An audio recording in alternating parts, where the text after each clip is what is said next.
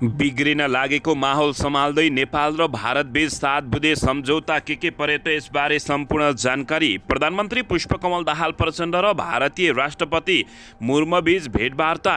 प्रचण्डको दिल्ली भ्रमणमा ऊर्जा व्यापारमा महत्त्वपूर्ण सम्झौता। इजिपी र सीमा विवादले पाएन औपचारिक प्रवेश।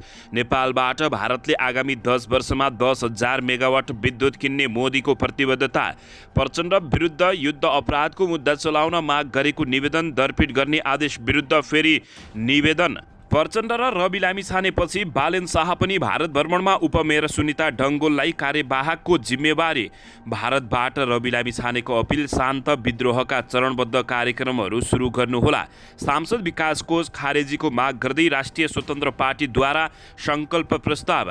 हर्क साम्पाङले भने, हामी पनि अखण्ड नेपाल भन्दै टिस्टा र काङ्गडासम्मको नक्सा जारी गरिदियौँ।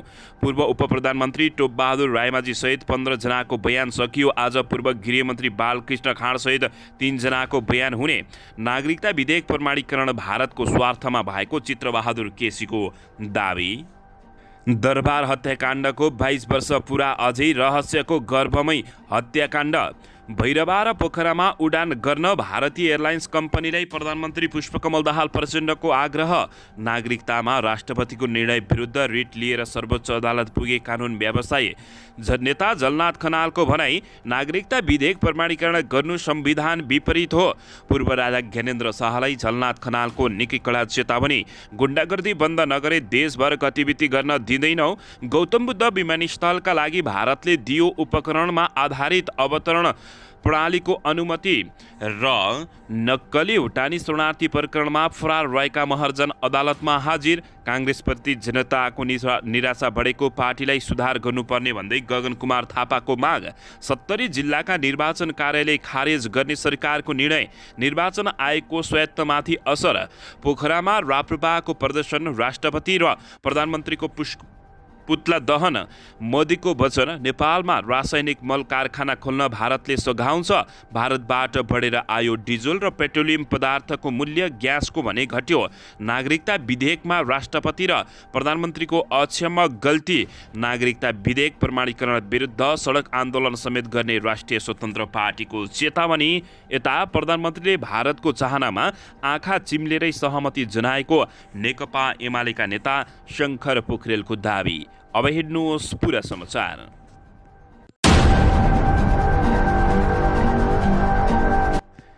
दर्शक महानुभावहरू नमस्कार। नेपाली न्युज टिभीको न्युज बुलेटिन खबरमा यहाँहरूलाई हार्दिक स्वागत छ। सदाझै आज पनि तपाईँहरूमाझ देश तथा विदेशका महत्त्वपूर्ण समाचार अपडेटका साथ उपस्थित भइसकेका छौँ। दर्शक महानुभावहरू, हामीलाई तपाईँहरूले कहाँदेखि हेर्दै हुनुहुन्छ नेपाल भए जिल्ला र ठाउँको नाम लेख्नुहोला। यदि विदेशमा हुनुहुन्छ भने आफू रहेको देशको नाम पनि लेख्न नभुल्नुहोला। र हाम्रो च्यानल नेपाली न्युज टिभीलाई अहिलेसम्म पनि सब्सक्राइब गर्नुभएको छैन भने सब्सक्राइब गर्नुहोला, साथै सँगै रहेको बेल आइकनलाई दबाउन पनि नभुल्नुहोला। दर्शक महानुभावहरू, आउनुहोस् आजका महत्त्वपूर्ण समाचार अपडेटका साथ सुरु गरौँ। दर्शकबिन, भारतीय प्रधानमन्त्री नरेन्द्र मोदीको निमन्त्रणमा नयाँ दिल्ली पुगेका नेपालका प्रधानमन्त्री पुष्पकमल दाहाल प्रचण्ड र समकक्षी नरेन्द्र मोदीबीच बिहिबार 7 बुँदे सम्झौता भएको छ।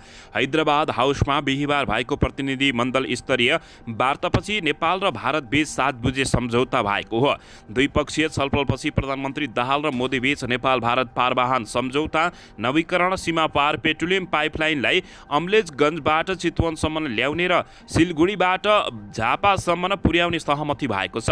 त्यस्तै राष्ट्रिय परराष्ट्र मामलामा अध्ययन प्रतिष्ठान र सुषमा राज इन्स्टिच्युट बीच सहकार्य गर्ने, चाँदनी दोधारामा एकीकृत जाँच चौकी बनाउने, तल्लो अरुणको डिपिए गर्ने र फुकट कर्णाली भारतीय कम्पनीले बनाउने सहमति भएको हो। प्रधानमन्त्री दाहाल र समकक्षी नरेन्द्र मोदीले संयुक्त पत्रकार सम्मेलन गर्दै सहमतिबारे जानकारी गराएका छन्। 669 मेगावाट क्षमताको तल्लो अरुणबाट नेपालले 140.49 विद्युत पाउने गरी भारतीय कम्पनीसँग परियोजना विकास सम्झौता डिपिए भएको समेत जनाएका छन्। दर्शकबिन, प्रधानमन्त्री पुष्पकमल दाहाल प्रचण्डको भारत भ्रमणका क्रममा अन्तिम सेकेन्डसम्म पनि एक आपसलाई दबावमा राख्दै नेपाल भारतले समझदारी र सीमित सम्झौता गराएका छन्। हवाई रुट र पञ्चेश्वर परियोजनामा अपेक्षित ब्रेक थ्रु हुन सकेको छैन भने दीर्घकालीन विद्युत व्यापार निर्माणका लागि भने समझदारी बने पनि सम्झौता हुन बाँकी रहेको छ। नेपालका मुख्य 3 प्राथमिकता मध्ये दीर्घकालीन विद्युत व्यापार सम्झौताका लागि अन्तिमसम्म पनि रस्साकसी चलिरहेको थियो। प्रधानमन्त्री दाहाललाई भेट्न बुधबार साँझ होटल आइटिसी मौर्यमा आएका भारतका राष्ट्रिय सुरक्षा सल्लाहकार अजित डोभाल र विदेश सचिव विनय मोहन क्वात्रोले विद्युत व्यापार सम्झौता तत्काल नगर्ने प्रस्ताव राखेपछि नेपाली पक्ष बिच्किएको थियो। विद्युत सम्झौता नभए तल्लो अरुण र फुकोट कर्णाली परियोजना भारतीय कम्पनीलाई दिने सम्झौता पनि नगर्ने अडान नेपाली पक्षले लिएको बुझिएको छ। बिहीबार बिहानसम्म यो विषय अन्नोल रहेको थियो। प्रधानमन्त्री दाहाल गान्धी स्मारक राजघाट हुँदै भारतीय समकक्षी नरेन्द्र मोदीलाई भेट्न हैदराबाद हाउसतर्फ जाने गरी हिँड्ने तयारीमा थिए। 11 बजेदेखि हैदराबाद हाउसमा दुई प्रधानमन्त्री बीच भेटवार्ताको कार्यसूची थियो, तर 10 बजेसम्म नेपाली पक्षले जवाफ पाएको थिएन। सभा 10 मा होटलबाट हिँड्ने बेलामा प्रधानमन्त्रीको टोलीले सकारात्मक सन्देश पाएको थियो।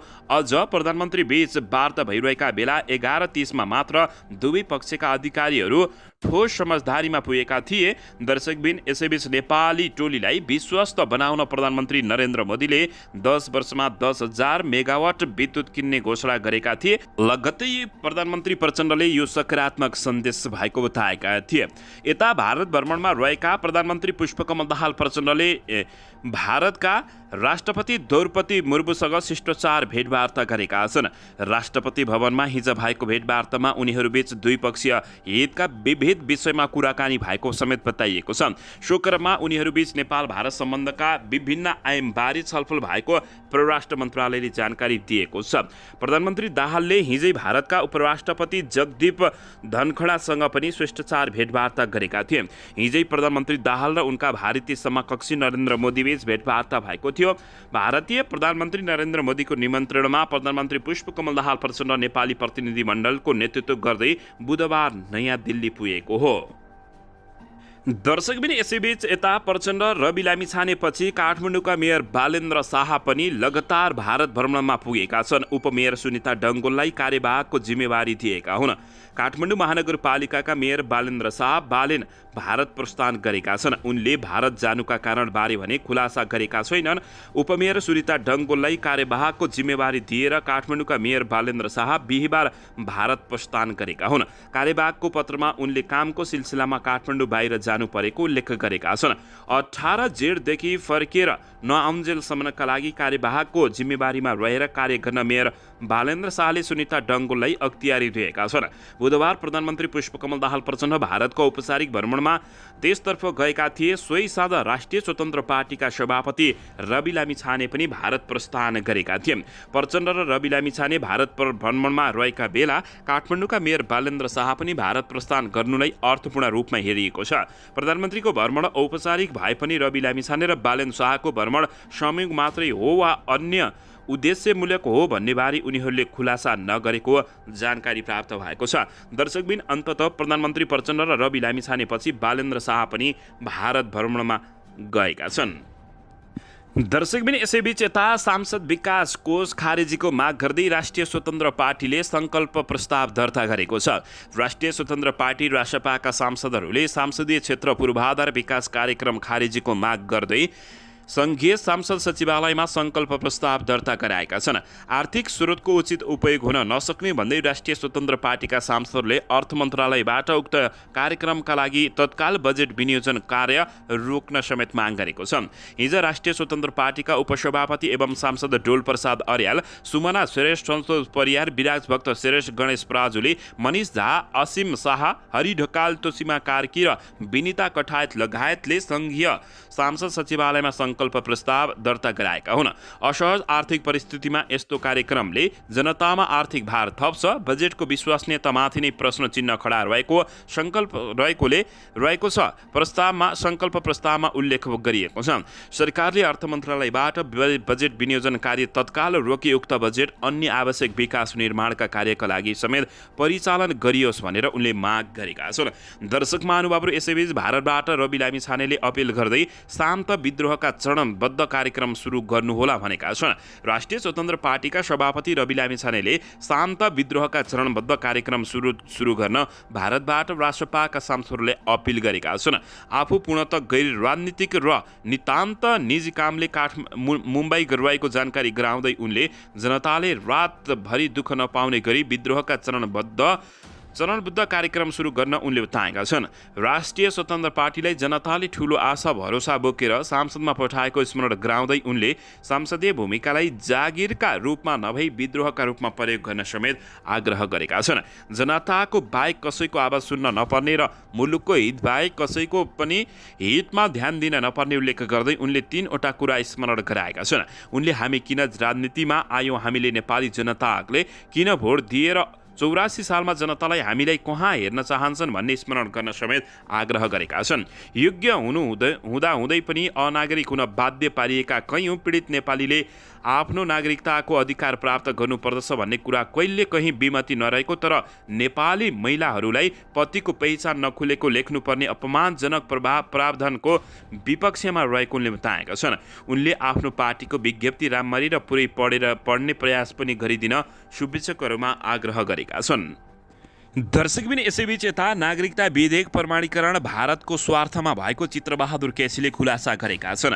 राष्ट्रिय जनमोर्चाका अध्यक्ष चित्रबहादुर केसीले नागरिकता विधेयक भारतको स्वार्थमा प्रमाणीकरण भएको डरलाग्दो खुलासा गरेका छन्। बिहिबार एक विज्ञप्ति जारी गर्दै उनले उक्त विधेयक प्रमाणीकरण गर्ने स्वार्थमा प्रधानमन्त्री पुष्पकमल दाहाल प्रचण्डको भारत भ्रमण तय भएको पनि दाबी गरेका छन्। विगतमा धेरै भारतीयले जन्मको आधारमा नेपाली नागरिकता लिएका भन्दै केसीले अहिलेको विधेयकले उनीहरूको सन्तानलाई वंशजको नागरिकता पाउने बाटो खुल्ला गरेको विधेयक राष्ट्रहित विरुद्ध भएको समेत बताएका छन्। विगतमा लाखौं भारतीयहरूले नेपालमा जन्मेको आधारमा नागरिकता प्राप्त गरेका थिए। त्यसरी जन्मेको आधारमा नागरिकता प्राप्त गरेका सन्तानलाई वंशजको नागरिकता दिने प्रावधान यो नागरिकता विधेयकमा सम्मिलित रहेको छ। त्यसरी जन्मेको आधारमा नागरिकता प्राप्त गरेका गैर नेपालका सन्तानले वंशजको नागरिकता प्राप्त गर्नेछन् उनले बताएका छन्। यसैबीच संघीय संसदको दुवै सदनले पारित गरेर पठाएको नागरिकता विधेयक तत्कालीन राष्ट्रपति विद्यादेवी भण्डारीले प्रमाणीकरण नगरी राखेकी थिइन्। बुधबार राष्ट्रपति रामचन्द्र पौडेलले उक्त विधेयक प्रमाणीकरण गरेपछि जताततै निकै ठुलो आन्दोलन भएको छ। केसीले तत्कालीन राष्ट्रपति विद्यादेवी भण्डारीले प्रमाणीकरण नगरेपछि र त्यति बेलाको सांसदको कार्यकाल समाप्त भएपछि नागरिकता विधेयकले कानुनी हैसियत गुमाइसकेको समेत बताएका छन्। सरकारले आफ्नो आयु लम्ब्याउन मात्र विधेयक पारित गरेको केसीले टिप्पणी गरेका छन्। उनले विज्ञप्तिमा भनेका छन्, वर्तमान सरकारले भारतको समर्थन प्राप्त गर्न र आफ्नो सरकारको आयु लम्ब्याउनका लागि नै गैर कानुनी तथा गैर संसदीय बाटोबाट नागरिकता विधेयक राष्ट्रपतिलाई प्रमाणीकरण गर्न लगाएर नेपालको राष्ट्रिय हित विरुद्ध सौदाबाजी गर्ने कार्यक्रम गरेको समेत उनले गम्भीर आरोप लगाएका छन्। दर्शकबिन यसैबीच आउनुहोस् अर्को समाचारतर्फ लागौँ। दरबार हत्याकाण्डको 22 वर्ष पुरा भएको छ, अझै रहस्य गर्भभित्रै रहेको छ। दर्शक महानुभावहरू, राजा वीरेन्द्र शाहको वंशनाश भएको आज 22 वर्ष पुरा भएको छ। अर्थात् राजपरिवारको जमघट हुने त्रिभुवन सदनभित्रको बिलियर्ड्स बैठकको चर्चित दरबार हत्याकाण्डको रहस्य हालसम्म गर्भमै रहेको छ। 2058 साल जेठ 19 गते शुक्रबार राति भएको दरबार हत्याकाण्ड कसले, किन र कसरी गर्यो भन्ने विषयको उत्तर हालसम्म नपाएपछि नेपालीहरू स्तब्ध रहेका छन्। पारिवारिक जमघट भइरहेका बेला तत्कालीन राजा वीरेन्द्र, रानी ऐश्वर्य, युवराज धीराज दिपेन्द्र, अधिराज कुमारी श्रीश्वती, अधिराज कुमार निराज वीरेन्द्रका भाइ अधिराज कुमार धीरेन्द्र, राजकुमारी जयन्ती, राजकुमारी शान्ति, राजकुमारी शारदा, कुमार खड्का र अन्य राजपरिवारका सदस्यको गोली प्रहार गरी निकै निर्ममतापूर्वक हत्या गरिएको थियो। सो घटना तत्कालीन युवराज दिपेन्द्रले घटाएको भनिएको छ। सपरिवारको हत्या गरी आफैले गोली हानेर आत्महत्या गरेको सरकारी भनाइरहेको थियो। दर्शकबिन, तत्कालीन प्रधान न्यायाधीशको संयोजकत्वमा गठित समितिले तयार पारेको प्रतिवेदन सार्वजनिक गर्दै तत्कालीन सभामुख तारानाथ राणा भाटले दरबार हत्याकाण्ड अधिराज कुमार दिपेन्द्रले गरेको गरेको समेत बताएका थिए। तर एकजनाले आफ्नो परिवारलाई मात्रै हत्या गरेका हुन् वा होइनन् भन्ने विषय अहिलेसम्म खोजीमै रहेको छ।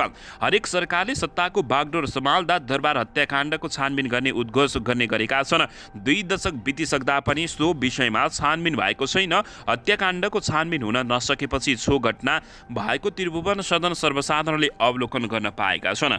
दर्शक महानुभावहरू 2065 जेठ 29 गते प्रभुराज ज्ञानेन्द्र शाह नारायण हिटी छाडेर नागार्जुन पुगेपछि राजपरिवारको कार्यालय र निजी घरको रूपमा रहेको नारायण हिटी सरकारले जिम्मा लिएको थियो। लगत्तै त्रिभुवन दरबार हत्याकाण्ड भएको स्थान त्रिभुवन सदन सुरुकै शैलीमा निर्माण गर्ने विषयमा छलफल भएको थियो। दर्शक महानुभावहरू अन्ततः दरबार हत्याकाण्डको 22 वर्ष पुरा आज भएको छ, तर अझै रहस्य भने गर्भमै रहेको बताइएको छ।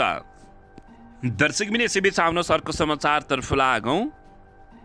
गत हप्ता भारतले आफ्नो नवनिर्मित संसद भवनमा राखेको अखण्ड भारत नामको नक्सामा नेपालको भूभागहरू लुम्बिनी र कपिलवस्तु समावेश गरेपछि नेपालका नागरिक र राजनीतिक दलहरू साशंकित बनेका छन्। यसैबीचमा धरान उपमहानगरपालिकाका मेयर हर्क साम्पाङले अब हामीले पनि अखण्ड नेपाल भन्दै टिस्टा र काँक्रासम्मको भूभाग समेटेर नक्सा सार्वजनिक गर्नुपर्ने उनले टिप्पणी गरेका छन्। भारतले नक्सा जारी गरेपछि हर्क साम्पाङले सामी सञ्जालमा लेख्दै अखण्ड नेपाल भन्दै टिस्टा र काँक्रा सम्मको भूमि समेट्नुपर्ने विचार व्यक्त गरेका हुन्।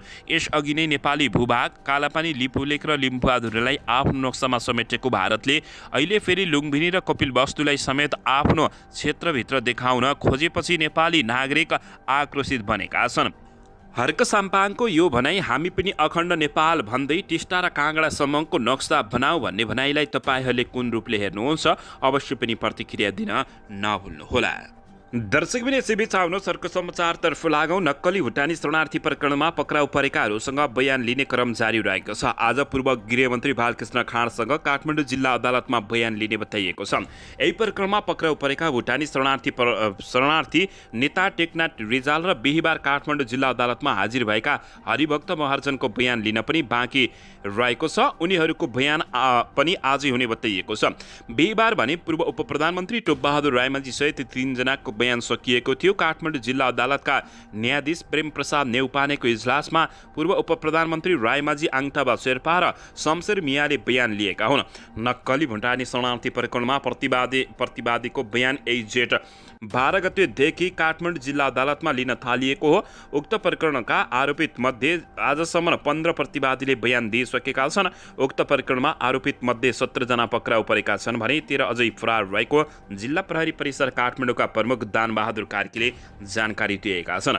दर्शक महानुभावहरू, नक्कली भुटानी शरणार्थी प्रकरणमा बालकृष्ण खाँडको बयान आज हुने भएको छ भने टोपबहादुर रायमाझीको सकिएको छ। तर आजसम्म सबैले दिएका बयानको क्रममा भने सबैले इन्कारी बयान दिएको जानकारी प्राप्त भएको छ। दर्शक महानुभावहरू, यी अपराधीहरूलाई कस्तो सजाय हुनुपर्छ तपाईँहरूले प्रतिक्रिया दिन नभुल्नुहोला। दर्शकबिन यसैबीच आउनुहोस् अर्को समाचारतर्फ लागौँ। नागरिकता विधेयक प्रमाणीकरण गर्ने राष्ट्रपति रामचन्द्र पौडेलको निर्णय विरुद्ध सर्वोच्च अदालतमा रिट पेश भएको छ। वरिष्ठ अधिवक्ता बालकृष्ण नेउपाने र सुरेन्द्र भण्डारीले नागरिकता विधेयक प्रमाणीकरण गर्ने राष्ट्रपतिको निर्णयलाई मान्यता नदिन माग गर्दै सर्वोच्च अदालतमा रिट दिएका हुन्। वरिष्ठ अधिवक्ता भण्डारीले रिट दर्ता हुने क्रम रहेको बताएका छन्। रिटमा नागरिकता विधेयक तत्काल कार्यान्वयन गर्न रोक लगाउन पनि माग गरिएको छ। त्यस्तै नागरिकता सम्बन्धी राष्ट्रिय नीति बनाउन र सोही नीतिका आधारमा नागरिकता ऐन र नागरिकता नियमावलीहरू परिमार्जनका लागि आदेश पनि माग गरिएको भण्डारीले बताएका छन्। रिटमा राष्ट्रपति कार्यालय, प्रधानमन्त्री तथा मन्त्रिपरिषद कार्यालय, गृह मन्त्रालय, कानुन न्याय तथा संसदीय मामिला मन्त्रालय, सभामुख प्रतिनिधि सभा, राष्ट्रिय सभा लगायतका निकायलाई विपक्षी बनाइएको जानकारी प्राप्त भएको छ। संघीय संसदको दुवै सदनले पारित गरेको नागरिकता विधेयक निवर्तमान राष्ट्रपति विद्यादेवी भण्डारीले प्रमाणीकरण गरेकी थिएनन्। उक्त विधेयक राष्ट्रपति रामचन्द्र पौडेलले बुधबार प्रमाणीकरण गरेका थिए। दर्शक महानुभावहरू, नागरिकता विधेयक प्रमाणीकरण बारे तपाईँहरूले के प्रतिक्रिया दिन चाहनुहुन्छ प्रतिक्रिया दिन नभुल्नुहोला। दर्शकबिन यसैबीच आउनुहोस् अर्को समाचारतर्फ लागौँ। भारतबाट डिजेल र पेट्रोलको मूल्य बढेर आउँदा ग्यासको मूल्य भने घटेर प्राप्त भएको छ। नेपाल आयल निगमलाई बिहान भारतीय आयल कर्पोरेसन आइओसीबाट प्राप्त नयाँ मूल्यअनुसार डिजेल लिटरमा ₹2.11 र पेट्रोलमा ₹2.44 मूल्य बढेर आएको बताइएको छ। यस्तै हवाई इन्धनको मूल्य लिटरमा ₹7 घटेर आएको छ भने खाना पकाउने ग्यासको मूल्य प्रति सिलिन्डर ₹49 घटेर प्राप्त भएको निगमले जानकारी दिएको छ। नयाँ मूल्यपछि 15 दिनमा निगम ₹1.75 करोड नाफामा छ। नयाँ मूल्य आएपछि उपभोक्ता मूल्य बढाउने वा नबढाउने भन्ने निर्णय गर्ने भने निगम सञ्चालक समितिले गर्न बाँकी रहेको छ। दर्शक महानुभावहरू, भारतबाट डिजेल र पेट्रोलियम पदार्थको मूल्य बढेर आएको छ भने ग्यासको घटेर आएको छ। अब निगमले के गर्छ यो भने हेर्न बाँकी रहेको छ। दर्शकबिन यसैबीच आउनुहोस् अर्को समाचारतर्फ लागौँ। पोखरामा राप्रपाले प्रदर्शन गरेको छ। राष्ट्रपति र प्रधानमन्त्री पुष्पकमल दाहाल प्रचण्डको पुतला दहन गरेको छ। राष्ट्रिय प्रजातन्त्र पार्टी राप्रपा कास्कीले नागरिकता विधेयक प्रमाणीकरण र भारतको अखण्ड भारत नक्सामा नेपालको भूमि समेटिको विरोधमा पोखरामा प्रदर्शन गरेको हो। राष्ट्रिय प्रजातान्त्रिक भूप सङ्गठन कास्की र राष्ट्रिय प्रजातान्त्रिक युवा सङ्गठन कास्कीको आयोजनामा बिहिबार पृथ्वी चोकमा राके जुलुससहितको राष्ट्रवादी प्रदर्शन गरिएको हो। राप्रपाले नागरिकता विधेयक प्रमाणीकरण र भारतको अखण्ड भारत नक्सामा नेपालको लुम्बिनी, कपिलवस्तु र विराटनगर समेटिएको विरोधमा आयोजना गरिएको राके सहितको राष्ट्रवाद प्रदर्शन गरिएको छ। दर्शक महानुभावहरू, भारतले नेपालको जमिन चोर्ने हिसाबले यति बेला विभिन्न खाले हातकण्डाहरू अपनाइरहेको भनेर निकै चर्को आलोचना समेत हुने गरेको छ। दर्शक महानुभावहरू, यसैबीच यता नेकपा एमालेका महासचिव शङ्कर पोखरेलले प्रधानमन्त्री पुष्पकमल दाहाल प्रचण्डको भारत भ्रमणमा नेपालको चाहना सम्बोधन हुन नसकेको दावी गर्दै प्रधानमन्त्रीले भारतको चाहनामा आँखा चिम्लिएर सहमति गरेको जनाएका छन्। दर्शकबिन यसैबीच यता भारतीय प्रधानमन्त्री नरेन्द्र मोदीले नेपालको वचन दिँदै नेपालमा रासायनिक मल कारखाना खोल्ने सघाउने बताएका छन्। नेपालमा रासायनिक मल कारखाना स्थापना गर्न भारतले सघाउने भएको छ।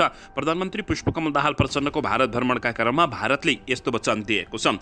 दुवै देशका प्रधानमन्त्रीले आयोजना गरेको संयुक्त पत्रकार सम्मेलनलाई सम्बोधन गर्दै भारतीय प्रधानमन्त्री नरेन्द्र मोदीले नेपालमा मलका कारखाना खोल्नका लागि भारतले सघाउने बताएका छन्, तर यसको औपचारिक सम्झौता भने बाहिर आइन सकेको बताइएको छ। पत्रकार सम्मेलनमा बोल्दै भारतीय प्रधानमन्त्री नरेन्द्र मोदीले भने नेपालसँग आपसी सहकार्यका लागि हामी तयार छौँ। व्यापार पूर्वाधार, पेट्रोलियम पाइपलाइन र नेपालमा रासायनिक मल कारखाना खोल्नका लागि आवश्यक सहयोग गर्न भारत तयार रहेको बताएका छन्। दुई देशबीच यस्तो सहकार्यबारे समझदारी भएको मोदीले बताए पनि यसबारे औपचारिक समझदारीको आदान प्रदान भने अहिलेसम्म सार्वजनिक नभएको जानकारी प्राप्त भएको छ। दर्शकबिन यसैबीच आउनुहोस् अर्को समाचारतर्फ लागौँ। गौतम बुद्ध विमानस्थलका लागि भारतले उपकरणमा आधारित अवतरण प्रणालीको अनुमति दिएको छ। पूर्व राजा ज्ञानेन्द्र शाहलाई झलनाथ खनालले चेतावनी, गुण्डागर्दी बन्द नगरे देशमा गतिविधि गर्न नदिने चेतावनी दिएका छन्। नेता झलनाथ खनालले नागरिकता विधेयक प्रमाणीकरण गर्नु संविधान विपरीत भएको समेत बताएका छन्। नागरिकतामा राष्ट्रपतिको निर्णय विरुद्ध रिट लिएर सर्वोच्च अदालत कानुन व्यवसाय पुगेका छ। दर्शक महानुभाव, यसबारे तपाईँहरूले के भन्न चाहनुहुन्छ प्रतिक्रिया दिन नभुल्नुहोला। दर्शकबिन यता भने नागरिकता विधेयक प्रमाणीकरण विरुद्ध सडक आन्दोलन समेत गर्ने राष्ट्रिय स्वतन्त्र पार्टीले चेतावनी दिएको छ। यसको बारेमा पनि तपाईहरूले के भन्न चाहनुहुन्छ प्रतिक्रिया दिन नभुल्नुहोला। नागरिकता विधेयकमा राष्ट्रपति रामचन्द्र पौडेल र प्रधानमन्त्री पुष्पकमल दाहाल प्रचण्डले अक्षमा कार्य गरेको भन्दै गल्ती गरेको भन्दै निकै चर्को आलोचना भएको छ। यसबारे पनि तपाईहरूले प्रतिक्रिया दिन नभुल्नुहोला।